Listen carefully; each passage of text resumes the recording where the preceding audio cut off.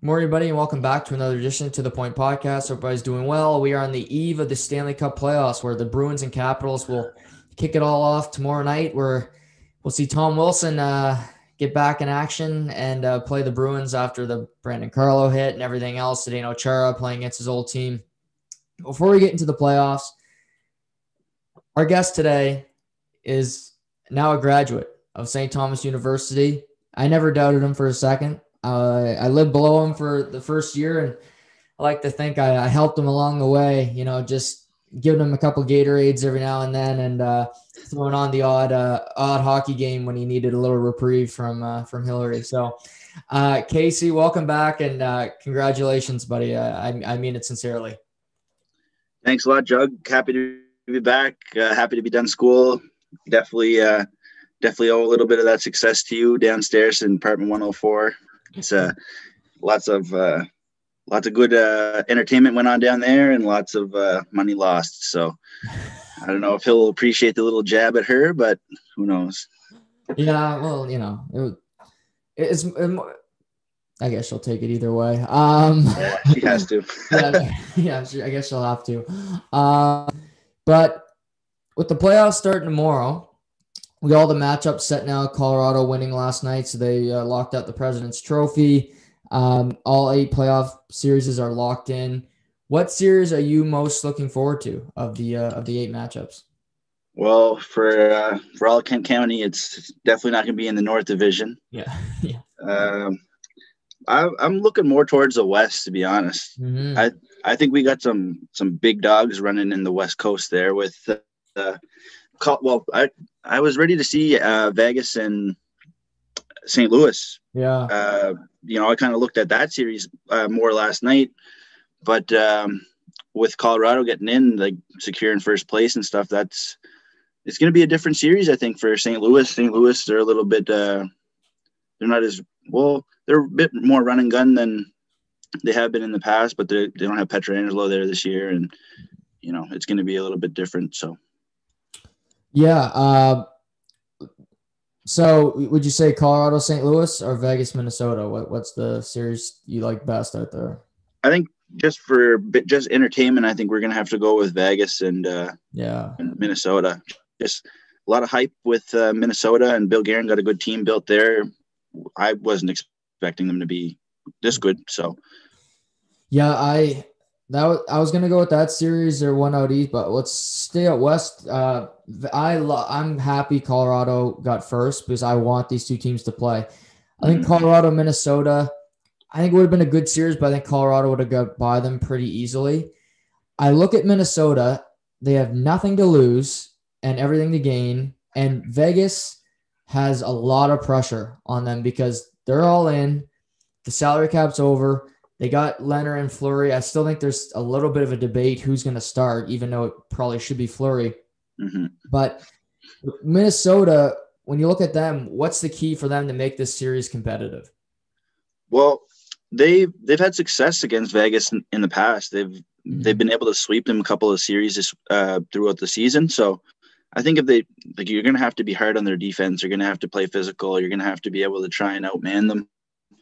And you're going to have to stay off the power play because, Vegas is pretty lethal. And like the biggest difficulty I think the Wild are going to have is getting past Fleury and Leonard. Mm-hmm. I think whatever one starts, whoever does win that battle, it's going to be a tough night because I think they might have the strongest goaltending probably in the series, in all the series probably. Yeah, I mean, when you look at Vegas, they can go Leonard or Fleury, and they're both number one goaltenders on any given night. Minnesota likely going to go with Cam Talbot. That's worries me a little bit just because I've seen him fall out too many times in the playoffs. But you look at Minnesota, players that have been – that's been the theme for me on the podcast case, just players have been wrote off. Joel Eriksson, the guy, he stinks. He can't play. He scored 20 goals this year. Shut up. Yeah.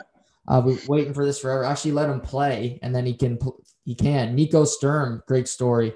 Obviously, Kaprizov is a fantastic talent. Even Suter not playing 30 minutes a night. It's funny how a player can be better when you don't log him with so many damn minutes.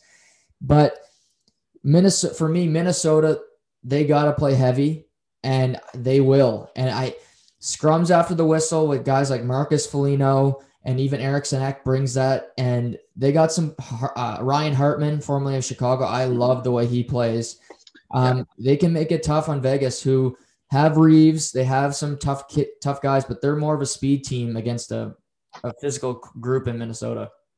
Yeah, and one of the things I like about Minnesota that I think is going to be, he might be one of the X factors besides Kaprizov, is Spurgeon, Jared Spurgeon on the back end. He is, I think he's pretty underrated in the league. He does a lot for the team, and he plays good minutes, so he's going to have to be a workhorse for throughout the series if the Wild are going to be real successful. No, that's a good point. I like his game a lot too. Obviously, he's like you said, he's an underrated guy, new captain of the team. He's a Canadian too, which probably a lot of people don't realize, but he's a good player. Vegas, who's their X factor up front? Because we know I think they have the best built team in the NHL when it comes to goalie to their defense core. I mean, it speaks for itself. We mentioned Pietrangelo, and obviously Shea Theodore, I think, is another number one defenseman. Even Alec Martinez and his experience winning cups in LA. Who's the game breaker up front for Vegas that you think needs to show himself in the playoffs? Well, I think there was really two guys for me this playoff run for the Vegas Golden Knights. If either of these guys don't have a good playoff, then they're not going to – I don't think they're going to go the distance, and that's Max Pacioretty and Mark Stone. You know what you're going to get with them because they play the game hard, but you already know what you're going to get from guys like Marchessault, Riley Smith, Carlson. You know, you're going to get consistency out of them, but the guys that are going to make or break it are the goal scorers, I think, in my opinion, because Pacioretty's been doing it. Well, Montreal hasn't been in the playoffs while he was there most of the time, but Pacioretty, he's got one of the releases that it's hard for goalies to stop. And same with Stone. He's a thief out there. He just finds a way to steal pucks any way possible. So, yeah, I like your Pacioretty. He's had quietly a great season. It was rumored before the season that they're going to trade him. I'm sure they're happy they didn't do that now. But he's played fantastic. And I think he's gotten a bad rap because he got the captaincy in Montreal, which, okay, maybe he shouldn't have gotten. He got that, American, dilemma about him that he's not a good leader, a selfish player. Okay, whatever. But he's, for me, I agree with you. He's got a quick release. He can score goals like anybody in this series, if you ask me. I mean, Kaprizov's, he's not the release type. He's more of a skilled goal scorer. Pacioretty can fire it off the wing like Matthews. I also look at a guy like Alex Tuch, and he played for Minnesota. So that's interesting. He was in the expansion draft. He came over from Minnesota. He's a big body. He can play physical, and he's become a really good goal scorer and a guy Vegas relies on to provide offense. Yeah, no, that's definitely I even forgot about Tuch when I was doing my background, so that's on me. Check the game notes. Yeah. Gotta take advice. No, he very well is going to have a good impact on this series, and he has a little bit of that insider scoop maybe on some of the old systems and some of the tendencies that some of these guys might have. So I'm interested to see who's your picks for the series to win it. Yeah. I want to, I like to pick the teams that nobody likes to pick. That's why I like to talk about teams that are not Toronto. But I'm going to lean Vegas. I'm going to take Vegas in 6, but I think it's going to be a very competitive series. I think we'll see multiple games go to overtime. And if they're late games, PVR it or miss out some sleep, because this series is, like you said, you picked this one off the top. It was in my top 2 as well. This one is must-watch TV. It'll be better than some of the early games. I'll just say that. And but how about you? Who are you leaning? That's we don't tend to agree on very many things, but this is one that we do agree on. I got Vegas in 6 as well. Yeah, I think Kaprizov's his first playoff, so who knows how he's going to look. You even look at the likes of McDavid and Matthews, two of the best players. They haven't been great in the playoffs, and they've been in multiple. You look at guys like even Kucherov early in his career. He wasn't a great playoff performer. It's unlikely we see the likes of Braden Point where they just come out and are a rock star. So I think Kaprizov, Eriksson, these guys will take a minute. But like you said off the top, Bill Guerin's building a team here, and they're having a quicker rebuild than anybody expected. And they would have been good this year, whether they're playing in the North, I don't give a bleep where they were playing. This team is legit, and I think they got a promising future. Yeah, I think one of the things I think with Kaprizov is he has a little bit more experience with playoff hockey and stuff than good point. Yeah, than Matthews and McDavid's and McKinnon's and stuff of the world, right? He was drafted in 2015, played over in the other best league in the world for 5 years, got a load of experience. I'm pretty sure he won twice. Yeah, he did. Yeah, he also played at the Olympics. Yeah, so I mean, he's a winner. He's got it in his resume. So you never know, that experience could be right up in his back pocket, and we could be underestimating the playoff that he's going to have. So I'm interested to see where this is going to go. Yeah, ditto. Great point by you. And he scored the game-winning goal at the Olympics in overtime. So beat the mighty German team, but nevertheless, I think they were called the Russian Federation hockey team because they can't say Russia anymore because too many of them take needles. But nonetheless, they took home the gold medal to Mother Russia, and I'm interested to see what he brings. In the other West Division, we'll stay out west. Colorado blocked up President's Trophy. They've looked good. McKinnon's been injured. He hasn't been playing a lot lately. But they're getting players back. They got Philip Grubauer, but they're going up against a St. Louis team they're playoff proven. They've won a Stanley Cup in the past couple of years. Went out early last year in surprising fashion to your Canucks. But where do you look this series? Who's the key factor for you? Who's the most important player for each team? Well, like for the Avalanche, I'm thinking it's gonna come down to that top line again.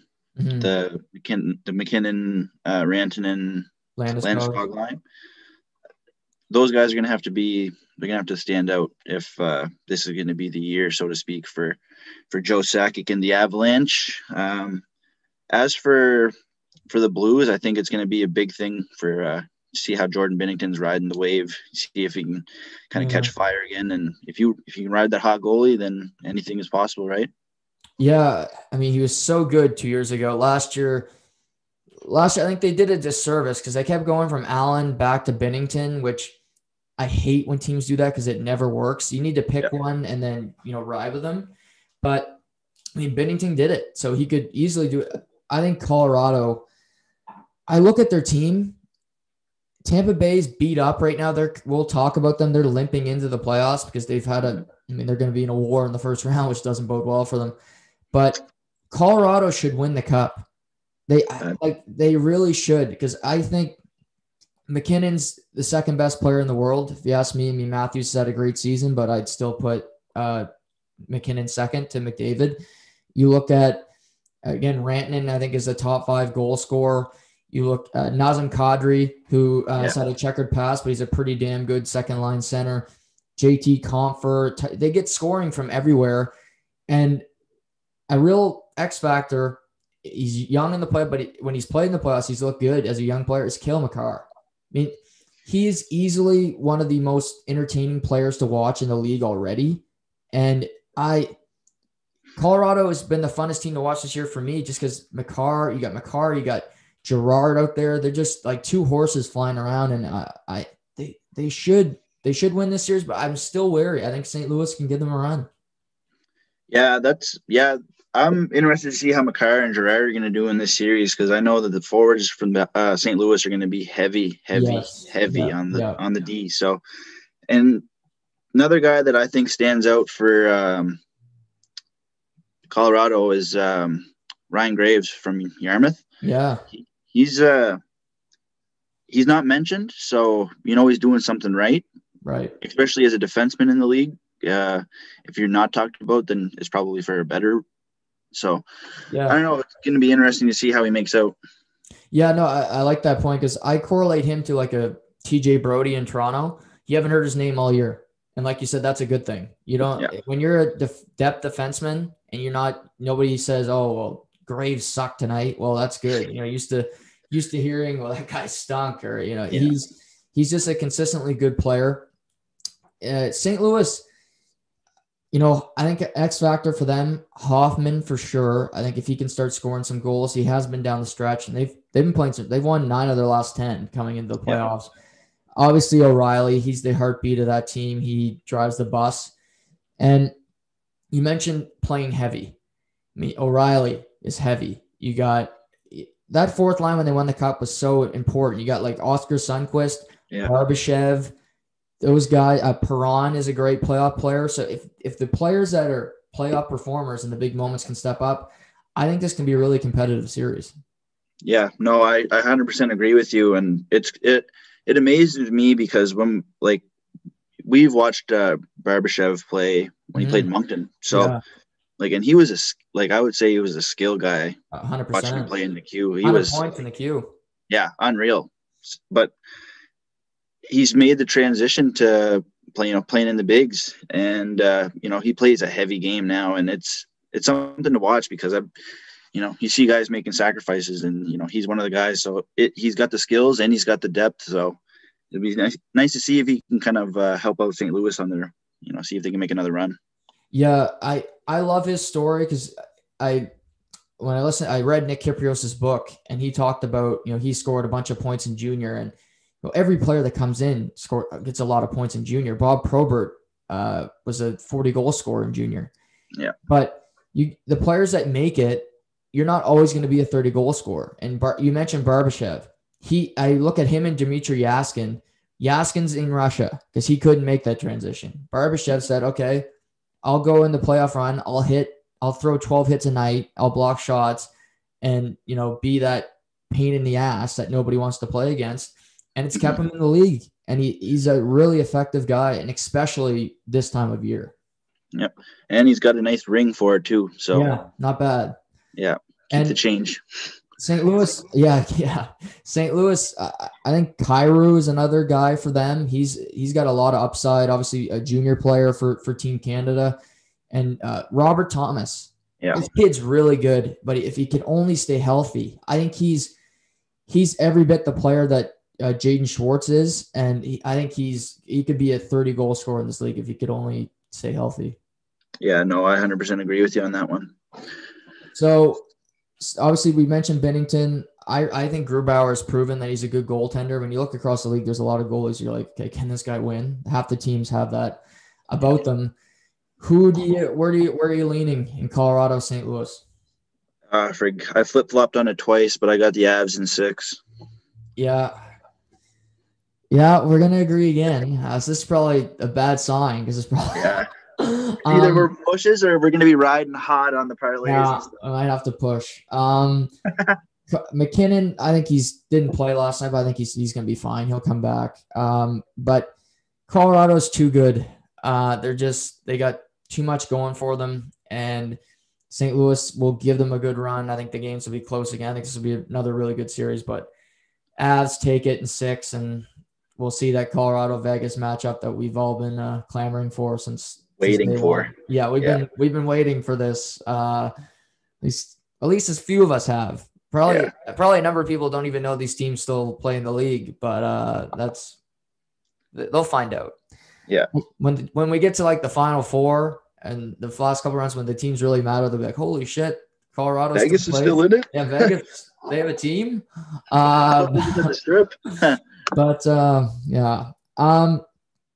Well, we did the West. Let's go to Canada because we know everybody. Let's start with Toronto and Montreal. The matchup, of course, I'm sure even up in your neck of the woods in Miramichi, this is going to be the most talked about series down here in Rexton. Of course, I'm sure there's bets already about Toronto v Montreal. First time they're playing each other since 1979, which is hard to believe because they played in the same division, their original 6. But this year, when you get Canada playing each other, they end up playing each other. But it could happen any year. But I guess the two franchises have been pretty bad for a while, so that kind of makes sense. Montreal has looked pretty lethargic for a couple weeks here. Toronto, to their credit, we goof on them, but they've been one of the best teams, one of the more consistent teams this year. Does Montreal have a chance in this series? You know, they've been on the skid the last couple weeks, right? Yeah. They've been looking pretty rough. Hate saying this because my grandfather's gonna be listening, but I won't put it past the Habs here. They got it. If they can kind of figure out a way to get the first couple games in and see if they can maybe squeak out a greasy win here, maybe in game 2, and then play with a little bit of the rest of the series. And I think that the Habs could maybe pull out a win here and maybe upset one of the better teams in the North Division. Yeah, I think they need the split. They can't go down 2-0 against. They need the split in the first. They need to win one of the games in Toronto. And then games 3 and 4 are actually a back-to-back. So who knows there? Does Toronto start Freddie Anderson in one of those games? And he's a little shaky. But, yeah, Montreal's been skidding for a while. But first of all, they need players back. They obviously need Carey Price, who I assume will be in the – he's been practicing. He'll be in the net. They need Brendan Gallagher back. Brendan Gallagher's not a superstar. I wouldn't even call him a star. But he's probably Montreal's most if he's not their most important forward, he's right there because he's a player's effective when opposing fan base hates them. And I just listen to my parents, Brendan Gallagher. And I'm like, well, then he's that's why, because he's a really good player. He's pisses you off. They need Shea Weber back, but I agree. I think Montreal needs to make it a physical series because Toronto can play that game, but it's not their strength. And you want Marner, you want Matthews to be taking checks every shift and to make it long on them because you got guys, we mentioned Gallagher, you got Anderson who can do that, Toffoli can play heavy. I think this can be competitive, and I think a lot of people are just writing it off because they want to see, Toronto versus Edmonton. Yeah. No, I think I'll say right now that in my opinion, the X factors I think that are going to be vital for Montreal is going to be Anderson, Toffoli.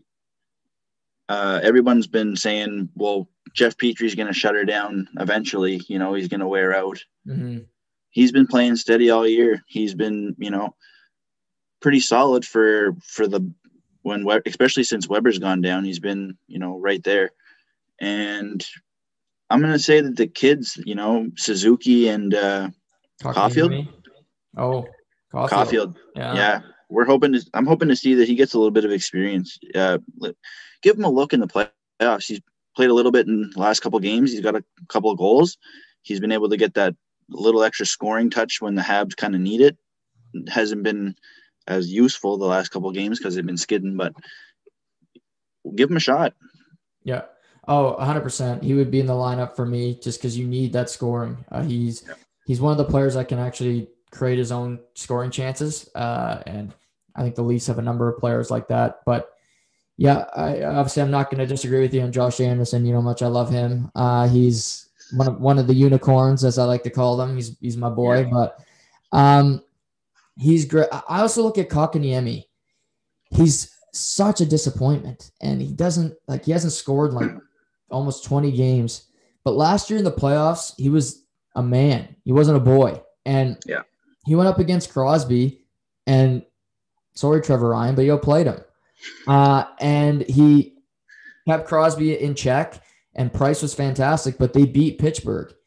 And I look, if he can find even half of what he had last year, if he's going up against the Tavares line, it could be important, at least shut them down and leave Toffoli and Anderson to go up against Matthews and co. and try to limit their scoring chances. Yeah, that's going to be something like Matthews and them are game breakers too, right? So you're going to have to see, I'm interested to see what Matthews is going to bring to the table this series, especially with some of the 4 other guys that are locked up.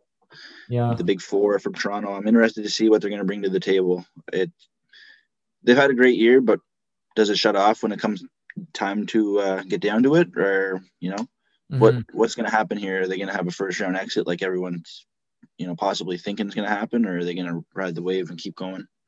Yeah, obviously, like you said, Matthews is right behind McDavid for the best player in the NHL this year. Marner's had a great year. Tavares, the last month of the season, has looked like the Tavares from Long Island. Bill Nylander's been here hit and miss, but he's been pretty good. Their top 4 defense is locked in. So on paper, Toronto should wipe them. I look at the bottom of their lineup. I still have some questions. Joe Thornton playing on a consistent basis. I don't love that. If I was making the lineup, which obviously I'm not, he would not be dressed for me, but it's probably an unpopular opinion. I love Joe, but I don't love him with his skating ability right now. Yeah. But if Toronto loses this series, I'm sure we'll do our prediction, but if they lose the series, why? For me, I think it might come down to injuries. I think this series, might be one of the heavier series in the Eastern Conference. I think just with the way that Anderson plays, I think he might. Who's to say he's not going to throw it in, or the boys are going to be throwing it into Riley's corner or Muzzin's corner, or who says that's not going to happen? And Riley might take a real bad one. Who knows? Yeah, but, Muzzin was hurt last year in the play. It was just a fluke injury, but if I know Anderson, he'll be chipping it in Muzzin's corner. Muzzin's afraid of him, and you heard it here first. He doesn't want anything to do with him. But yeah, Toronto's got so much going for them. The one thing I look at is Jack Campbell. He's been great all year. I can't say anything bad, but he's never played a playoff game. He's always got some kind of injury, but it seems like goalies are always freaking injured. I don't know what the hell, they're soft as hell, but is it Campbell? Is it Freddie Anderson? What kind of goaltending? And obviously for Toronto, their top 4D has been great all year. They need to stay that way. They need to just keep playing the minutes that they're supposed to. Do not give 28 minutes a night because he can't handle it, and you should win this series. Yeah, that's going to be. I think Morgan Riley's, if he plays his minutes lowered, he's going to be better long term. Yeah, absolutely. That's going to be something to see too. I'm interested to see how the old boys are going to make out though this series with Thornton, Spezza, and Simmons. Who's going to play, who's going to sit, and how that's going to go down. If they play all 4 of them, play all 3 of them together, it's a slow line. Yeah, I'd say it's a lot of experience, Yeah. All good locker room presence on one line. So, but we know it comes down to the big boys, Matthews, Marner. These guys have played in the playoffs before, and they haven't exactly been great. I think the first series against Boston, Marner was great. Then against the second series against Boston, Matthews was really good. And Marner wasn't so great. Then last year against Columbus, they couldn't score. Game 7, they got shut out. So Carey Price is clearly the X factor. If he can beat Carey Price of a couple of years ago, even last year in the bubble, Montreal's got a chance because he's unreal. But who do you got in this series? Are you going to pick against your grandfather, or you going to ride with the old man?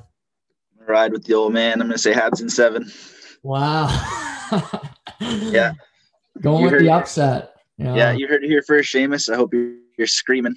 Yeah, I'm sure he is. I'm sure he will be. Yeah, I would love to cause some little controversy here. However, I do think Toronto's the better team, and I got to go with logic. And I'm going to pick Toronto in 6. Montreal get 2 from them just to give Leafs fans a little bit of a scare. Yeah. And Toronto in 4 or 5. I can't pick Toronto in 4 or 5 because this team, the only thing they know in the playoffs is failure. And they need to at least drop 2 before they can get a little bit of success. We'll see how much that goes to their head, including the fans.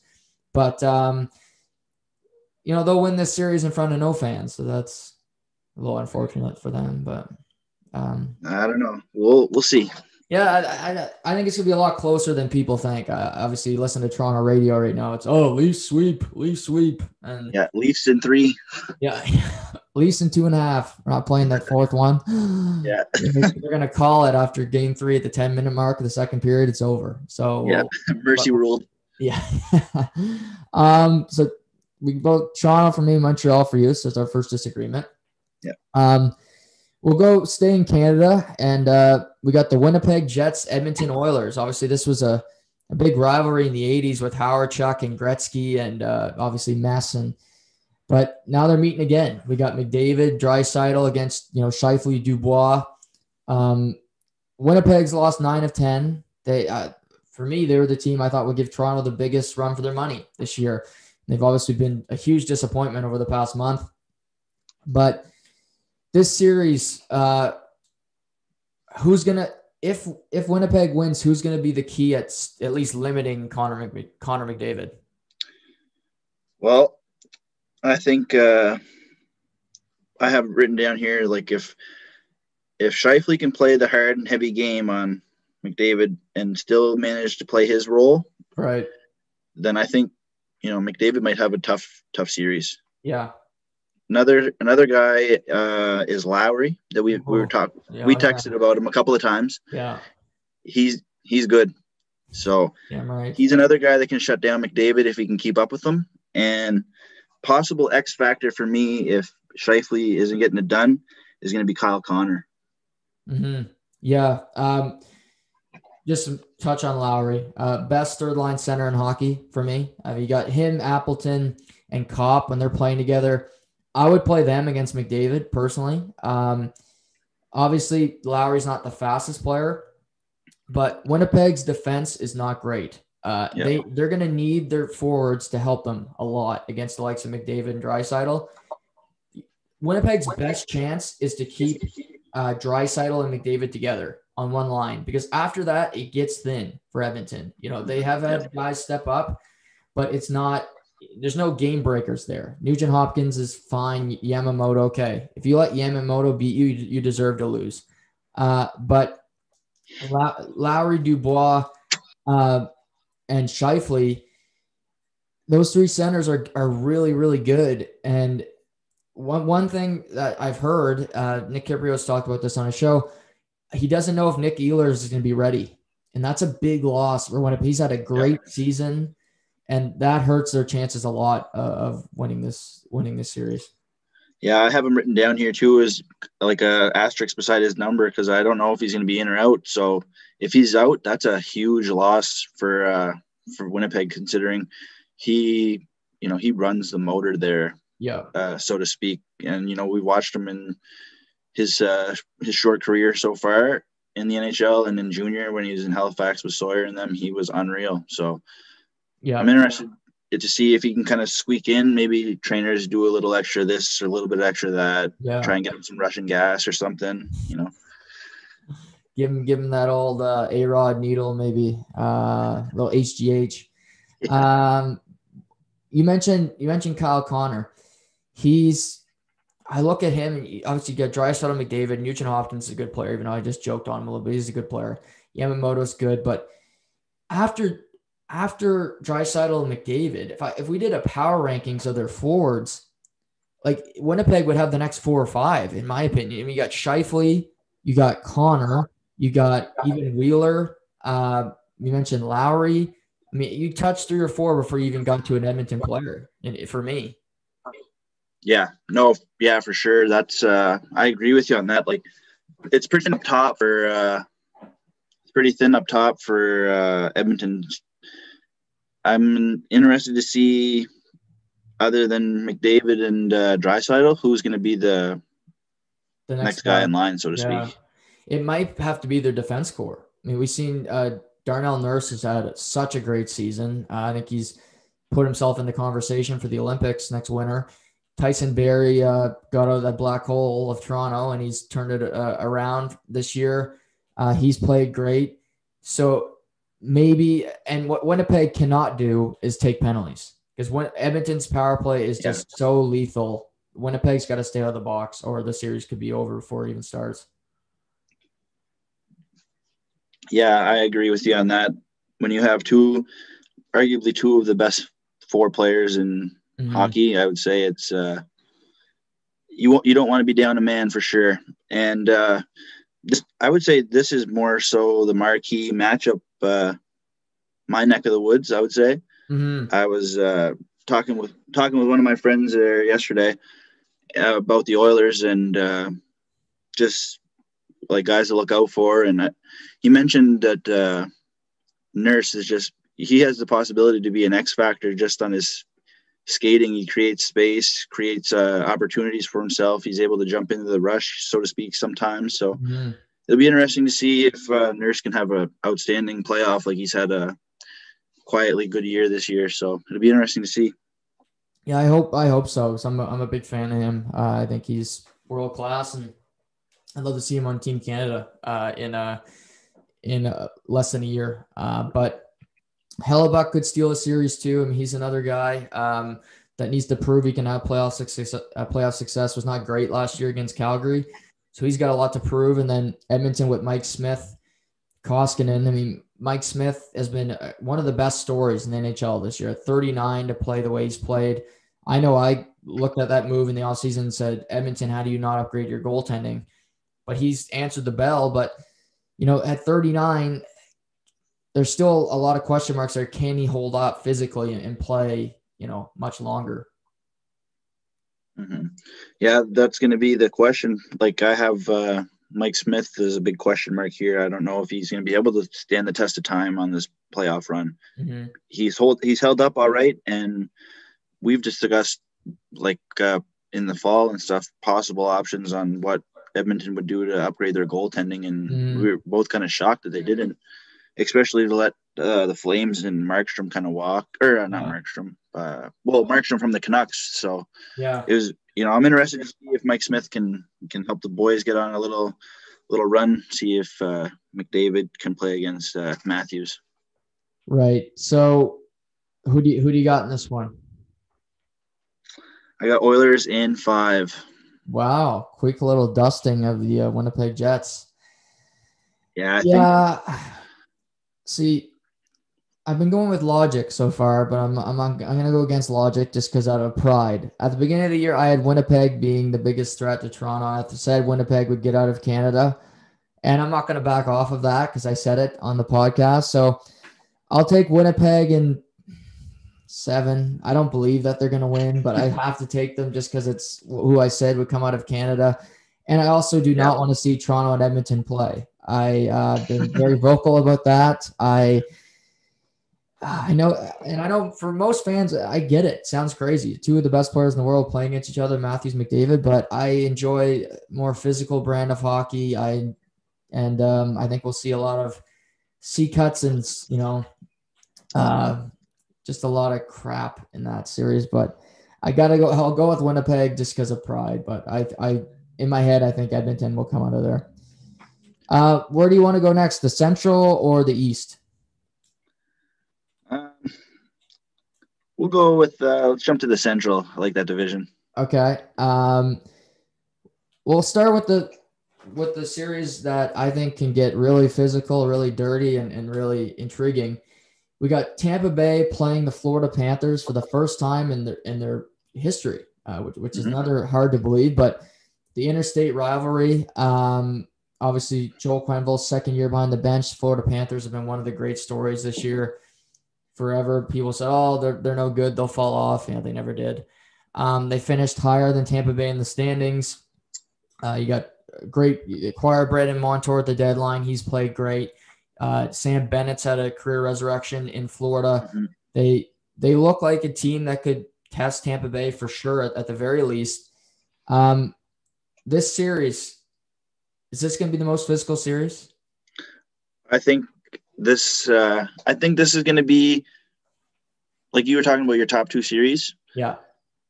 Vegas and Minnesota. Minnesota is one for me, and this is the other one. This if I'll put it this way, if I'm going to be PVR in any games or tuning in any games, it's going to be those 2 games. That's my kind of series that I'm highlighting. I think that this is going to get nasty, and I think it's going to get nasty pretty quick. Yeah. We got guys like, if you look at Tampa Bay's bottom six, you got some meat and you got some depth down there. Yeah. So we're going to be interested to see how that's going to be running around, because you mentioned that they're kind of limping into playoffs here. I think it was just announced this morning, though, that Stamkos and Kuch are back in. Yeah, they're going to play. Yeah, so we'll be interested to see how that turns out, too, especially Kuch not playing all year. Yeah, first game of the year for him. He's going up against Florida, the buzzsaw. And I know if I'm Joel Quenneville, and I'm sure I don't have to tell him, every time he touches the puck, you finish your check. And you don't have to aim for the hip, but it doesn't hurt if you hit the hip. I mean, that's you played the game. If somebody has a weakness, you target it. Yeah. You don't necessarily try to hurt him, but you definitely throw it there, throw it over his corner, his side of the ice for sure. Yes, exactly.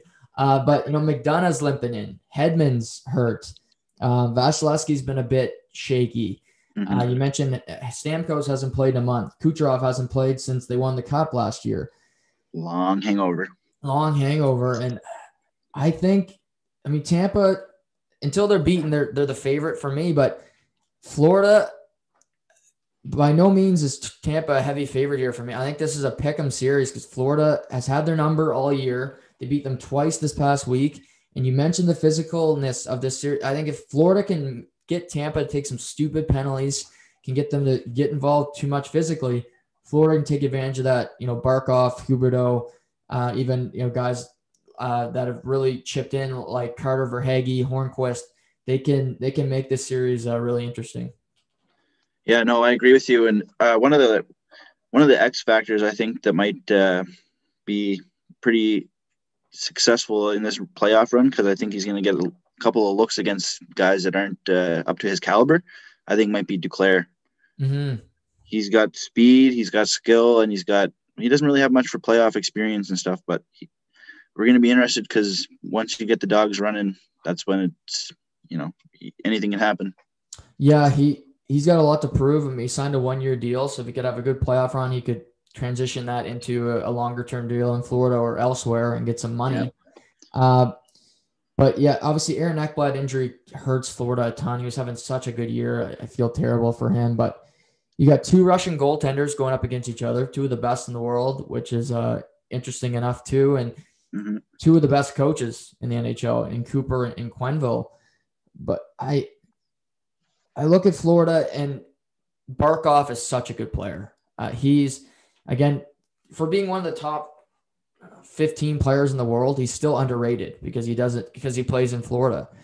But I think if he can be effective, if Huberdeau, he's injured coming into this series too. But if Bobrovsky can play decent, and he's such a good goaltender, but when he gets to the playoffs, he just seems to lose it. And that's my big word. I trust Vasilevsky a hell of a lot more than I do Bobrovsky. Yeah. No, that's another thing that I had highlighted was the goaltending duel here. I think it's gonna, if it's not high offense, then I think it's gonna be it's gonna be a deadlock here with the goaltending. So be interesting to see if it's gonna be opened up first couple of games, if it's gonna be high scoring and then tighten it down or what. But yeah, you got guys like the Florida D-core, like Uyghurs had a great season. He was a 7th round pick. They brought in Gudas, who brings a lot of nastiness, and he's really effective at his role. On Tampa's side, you still, Sergachev, Hedman, McDonough, Chernak, that's hard to beat that top 4. Mm-hmm. But who knows? I think this one's going to be physical. I think it's going to be dirty at times. Still got the likes of Pat Maroon, and even a Yanni Gourde loves to get involved physically. He's not a big dude, but he likes to engage. Who do you have coming out of this series? Well, with all the I think that the firepower in Tampa is just a little bit too much still. Yeah. So, like you said, they're the favorite until they're beaten. I'll think that they're the favorite. But I got Lightning in 7. I think this is it could be in 6 or whatever, but I think that just the physicality, the hate, the piss and vinegar that's going to be running through some of these guys, I think it's just going to go the distance because that's what people want to see, right? Yeah. I think Florida can get them for sure, but I'm with you. I can't pick against Tampa until until I'm wrong, obviously, till somebody beats them. So I'll stick with Tampa Bay, go with the guys who did it last year with Braden Point and Stamkos. Kucherov can hopefully come back to form. And I'll take Tampa in 6, but it's going to be a physical 6. And it's a series like this that could keep Tampa from winning the Stanley Cup because it's those early rounds that you have to play a lot of games. They're physical. You may lose a few players, and you don't think about it, but when you get to that third round or second round and you're beat up, it could ultimately cost you a ring. Yeah, no doubt. That's kind of why I'm looking at this series with the Panthers and Lightning and Vegas and Minnesota. I think it's going to be, hot and heavy. So we're going to be interested to see who survives and who makes it out alive. So. Yeah, two wars. I agree. The other Central Division series, I'm sure everybody, this one's probably gotten the most press. Carolina against the Nashville Predators. Carolina's been underreported all year. They finished first in this really tough division. They've been great all year. I give Nashville a ton of credit. They added the trade deadline. David Poile gave his team a chance. They make the playoffs as the 4th seed. They got some playoff experience, but Carolina, they've been great all year. Their defense core is right up there with some of the best in the NHL. They got some game breakers up front. Do you like what do you like about Carolina as a team? So I'm gonna go a little off the board here with where I'm gonna aim my interests. Okay. So one of the biggest things I've noticed about Carolina is Ron Francis, while he was there, built a good squad. He had a good foundation and stuff. Mm-hmm. But when Brendan Moore came in as a coach, I think that franchise went from night to day. He's a leader. He's been there. He's done everything for the franchise. He's got guys like Teravainen, Aho, Svechnikov, Trocheck. That was a big pickup, I think, from Florida. Pickup. Yeah. Huge. Yeah. Underrated. Mm-hmm. And then you got Dougie Hamilton, Jacob Slavin. These are all guys that are X factors for this team. And Dougie Hamilton and Jacob Slavin are going to be, monumental in carrying the workhorse load for these guys. But up front, I think the offense is going to just take care of itself. Yeah. Trocheck last year, that trade made no sense. Where they traded him straight up for Lucas Wallmark. And I said, what the hell is this? And he's had a great year. And he's certainly a guy that can break a game open. Like you said, you got Svechnikov. You got even guys like Warren Fogle in the bottom of their lineup. Martinook, he's probably not going to score a goal, but he's going to kill a penalty. He's going to throw hits. He's a playoff guy. So I really like the roster. And, Aho and Svechnikov, they're not superstars per se, but they bring it. And I think they've been in the playoffs. This team has experience. Svechnikov, I think, learned a lot. He got knocked out by Ovechkin there. He learned some respect, and I think he's a different player now. You see him, he just has a different demeanor about him. But even another guy, Nito Niederreiter, and he's had a great season after that trade seemed like a terrible one for Carolina. But, yeah, they just got a really well-rounded team. Dougie Hamilton, and no team liked him because I guess he likes to go to museums and be by himself. I don't care what the guy likes to do off the ice if he can play. And good, yeah. Yeah, he's good. I mean, he's an unrestricted free agent this summer. He's going to be looked after. Slavin, the guy might put up 10 points a year. I don't care. He can play 25 minutes a night. You don't hear about him. He's one of the best defensive defensemen in hockey. Mm-hmm. So all that being said, it sure looks like Carolina's going to win this series. Yeah. Do you think it'll be competitive? I think, Rene could stand on his head here, but he's, Saros, I don't know who they'll go with.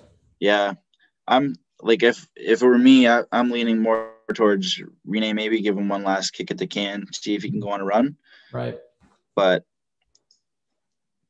like we talked about it at the trade deadline or whatever, so to speak, how we thought that the Preds were going to be sellers instead of buyers. And I haven't really tuned in too much to them, so I'm kind of speaking from lack of knowledge. But I think that that the goaltending is going to be what maybe saves them. But yeah, if it's Rene or Saros, they can definitely steal a game if they play really well. Because Carolina, I don't know who they're going to go with. I mean, they got 3 guys that could potentially go. Reimer would be the last option for me, just on playoff failure. I think they'll likely go with Mrazek, but the kid Nedeljkovic is a really good goal. I would go with him. I like him a lot. Good American-born goaltender that could potentially be the future for U.S. national team in net. But now you mentioned that, and if Nashville's going to score and keep up with, if the goaltending is just fair, they needed a defense to provide some offense. And you know that Yossi, you can do it. Ellis, even Ekholm, Dante Fabro, they need their defense core to provide some goals, because up front it's pretty thin. I mean, they got so many bust forwards. You get Johansson and Duchesne and guys that you just expect to be better that provide nothing on a consistent basis. So I think their defense and keeping the games low scoring is key for the Preds.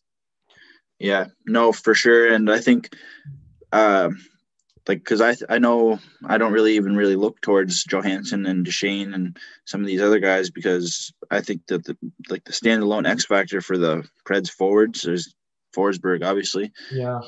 He's running the horse, so to speak. And when you have 2 guys that play heavy like Dougie Hamilton and Jacob Slavin, it's not going to be a fun series for guys like Forsberg and Duchesne. So no, yeah.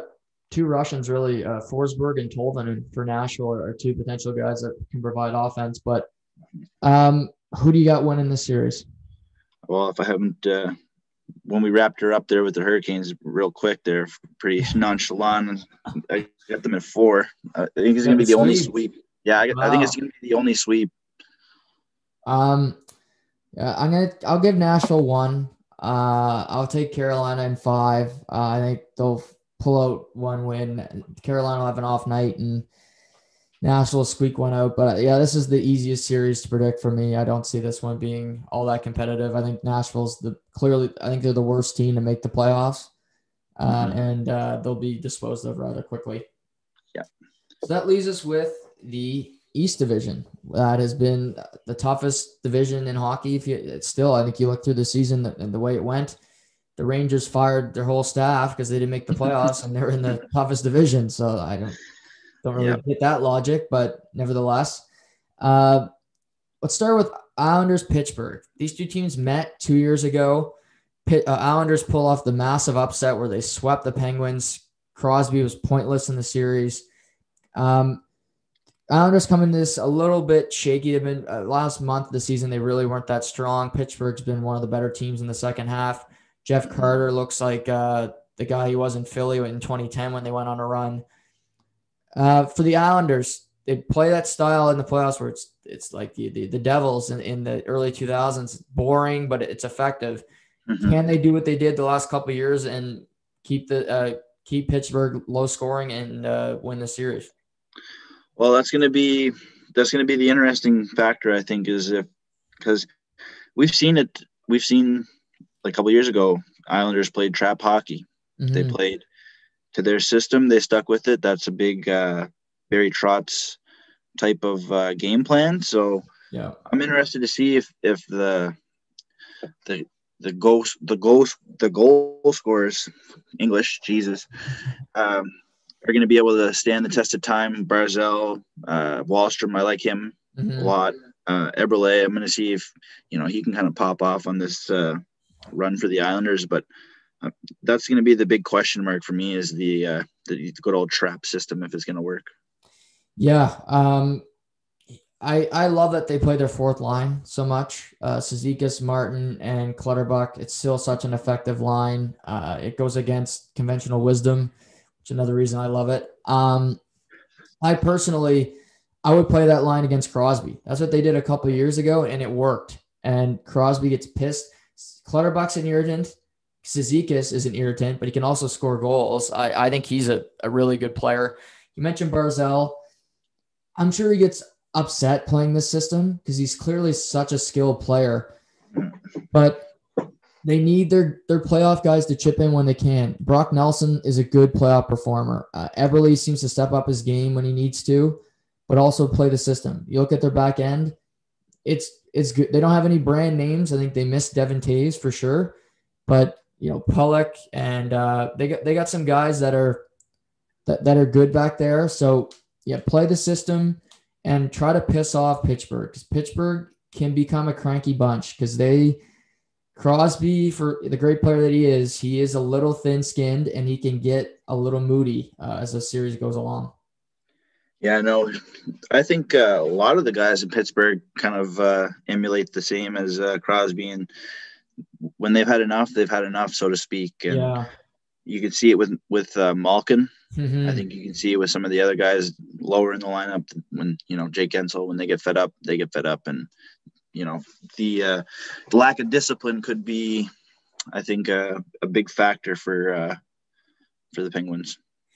Yeah, this one could get physical too, because I think Pittsburgh's going to want to win this. I mean, they lost a couple years ago as heavy favorites. I think they're going to come in favorites, of course, again this year.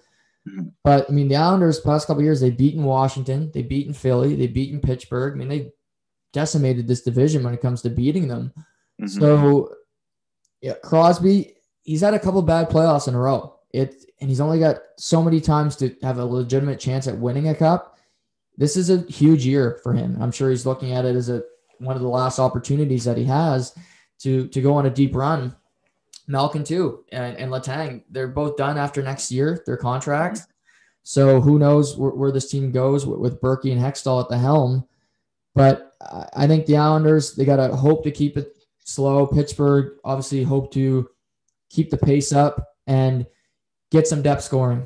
Get Jared McCann, I think, has played really good hockey since they got Jeff Carter there, and get Gensel going, and Brian Rust continue to have a great year for Pittsburgh, and obviously hope their back end holds up with the likes of CC and Matheson, who have, to their credit, both played pretty well this year. Yeah, no, I'm leaning a little bit more towards the Penguin side this series. I want to see if Crosby can make one last shot. Mm-hmm. I'm not really looking at them as necessary favorites or anything by any means, because where my loyalties lie here with the other two divisions that I like more. Yeah. But it'll be interesting to see, and I want to see how. I'd like to see a little bit of the matchup of Barzal against Crosby. That would be fun. Yeah, it's just Crosby. He does what he has to do to get through, and he's stood the test of time of being able to perform in the playoffs, and maybe not on a nightly basis, but he does whatever he has to each night to make himself successful. And I'm interested to see, they have some younger legs, but you mentioned Letang, Malkin, Jeff Carter. He's not no spring chicken by any means. No. So I'm interested to see how this aging Penguins roster holds up. Yeah, I think it's their last kick at the can, because I think they're going to make changes. Berkey and Hextall are not going to stand still, and I think they know that they got no depth in their farm system. They're going to need to recoup that, and trading away veteran players while they still have some value is the way they do it. But the way you're talking, it sounds like you're taking Pittsburgh in this series. Yeah, I got this still going the distance. So I got Penguins winning in 7, and I got it going into extras after that as well. I think it's going to be a tight series, just based on the trap hockey and the trap system that the Islanders have. Yeah. I'm also going to take Pittsburgh. I'll take Pittsburgh in 6. I think the Islanders, they've had really good success over the past couple of years, but I think Pittsburgh's playing really good hockey coming in. Crosby had a great second half of the season. And the Islanders, they're going to miss Anders Lee. He's a really good player for them. They had to really get rid of Devon Toews because of salary cap reasons. And I'm just banking on Tristan Jarry hanging in there for Pittsburgh. Obviously, that's a big X factor, but Varlamov's a better goalie on paper than him. But I'll take Pittsburgh to get through, and Crosby get back into the second round for the first time in a couple of years. And that leaves us with most interesting. Yeah, really, maybe the most interesting series, and the one that'll kick off the Stanley Cup playoffs tomorrow night. The Boston Bruins heading to Washington. I mean, where to start with this one? We can start with the hit seen around the world, and I think a lot of the first hit that everybody said, let's kick Tom Wilson out of the league, where Brandon Carlo was in the corner. Tom Wilson hit him in the shoulder, and it became a head contact hit. So, of course, suspend him 7 games for a clean hit. But, you suspend my guy. I get it. You want to take a shot at me and my tribe. I get that. But Carlo's back healthy now. The Bruins have played really well down the stretch. Taylor Hall has been fantastic and playing with Krejci, who finally learned how to tie skates. But this one could be good too. Real physical. They got a history. Chara going back playing against his old teammates. I think this is going to be a fun series. Yeah, I agree with you on that. I think that there's a few storylines in this series that aren't getting the amount of publicity that Toronto and Montreal are getting. Right. I think Wilson is going to be vital in this series. Yeah. You're gonna need him. Another guy I think that's going to be vital in this series, not going to be getting as many minutes, but it's going to be Chara. Yeah. I think if you can effectively use your big boys, if you can use your D-core that are on the heavier side, if you can use them to, chip away at that perfection line and Taylor Hall and some of these guys, this might not be as long of a series as some people are anticipating.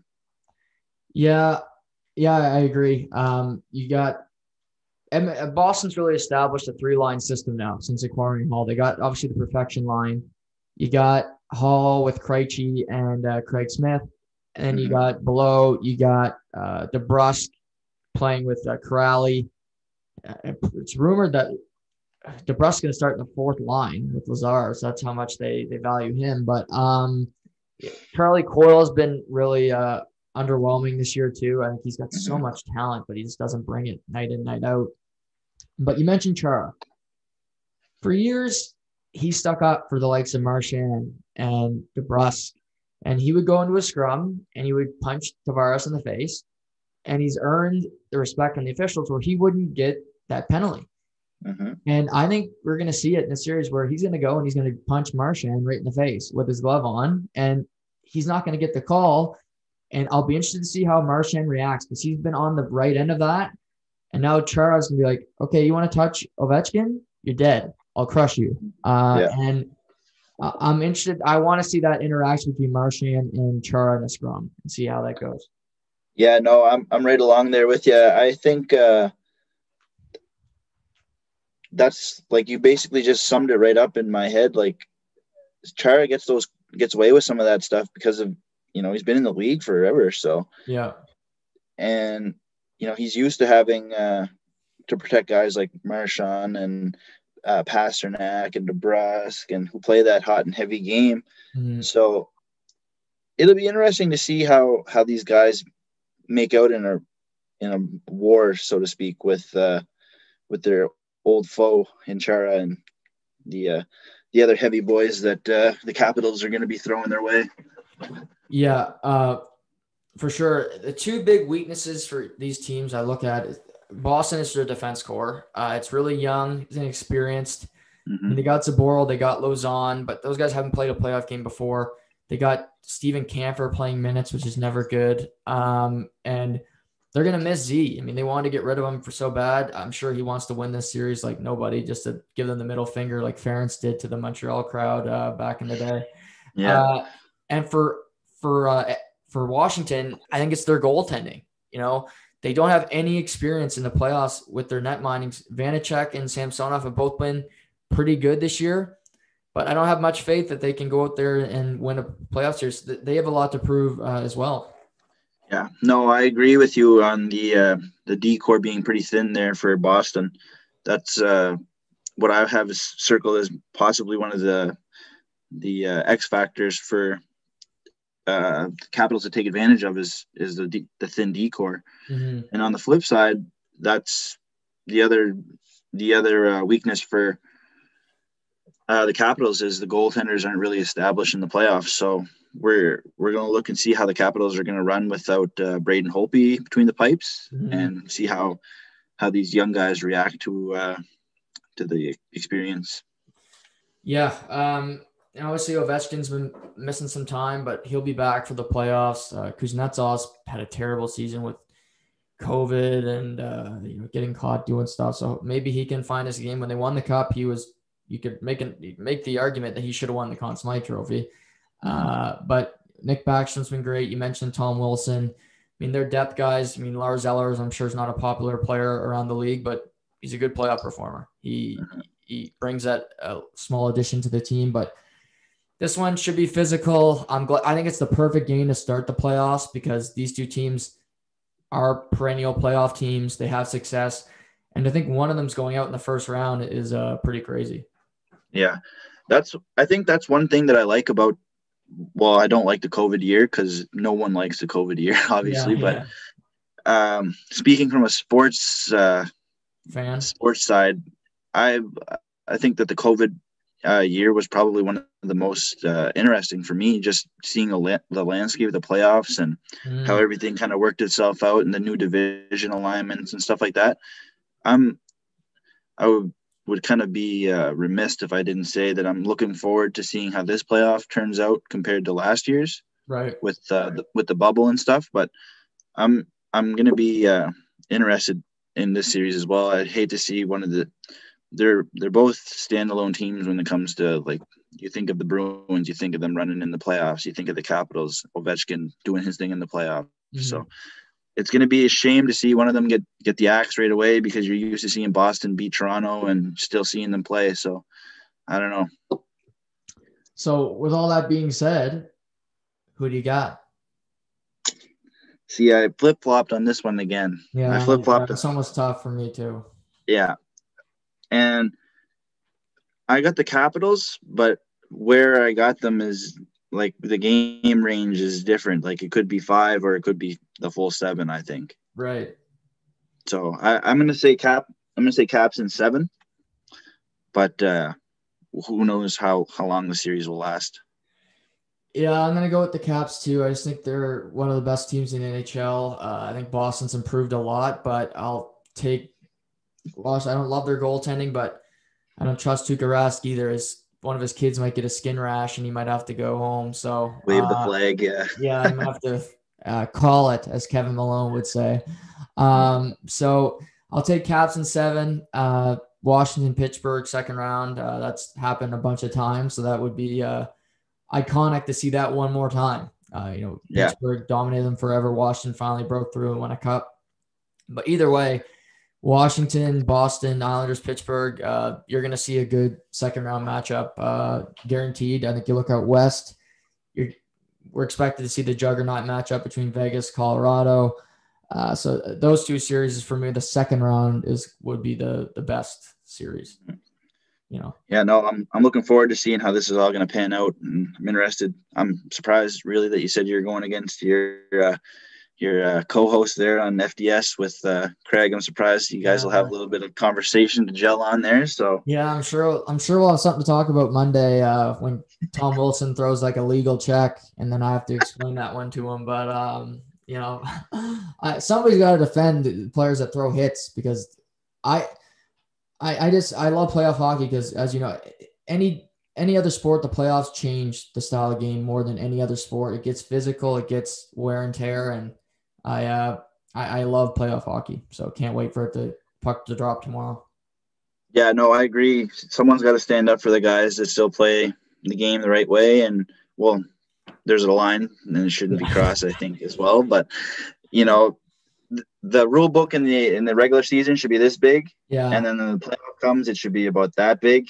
Right. And then in the finals, it should be about that big. Yeah, so that's, I want to see it get nasty. So. Yeah, me too. But no, Case, I really appreciate you taking the time this morning to come on and join me.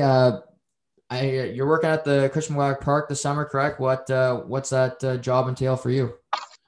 Well, right now, yeah, just started Monday, just getting through that now and starting to get busy. Just lots of reading and kind of more so in the back to school, kind of getting my hands and feet dirty with what I'm going to be dealing with. So just working in Indigenous affairs and rights implementation, all that kind of stuff. So going to be interesting to see what lies in my path. And before we sign off, who do you got winning the PGA next weekend?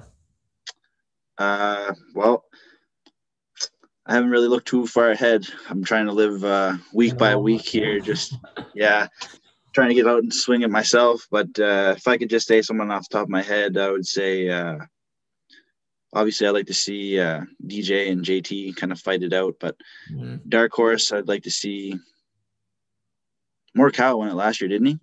Yeah. Yeah, I'd like to see him repeat. That'd be sick. Yeah. Yeah. He would be another good story. Rory's won last week. He's playing at the tournament he won before, so he's be a heavy favorite. But playoffs, NBA playoffs, the PGA, it's a lot. Everything's coming now. Last year, there's no sports at this time, so I'm so excited because that was a depressing time. All we had was the last dance. So, okay, thanks a lot for joining me, man, and we'll do this again throughout the playoffs, I'm sure. Yep, sounds good, Jug. Love to be on. All right, everybody. Thanks for tuning in today. Everybody have a great weekend. Enjoy the nice weather. Tee it like Casey will tomorrow, and hope for some good scores. But until next time, take care, and we'll talk soon. Hit it hard.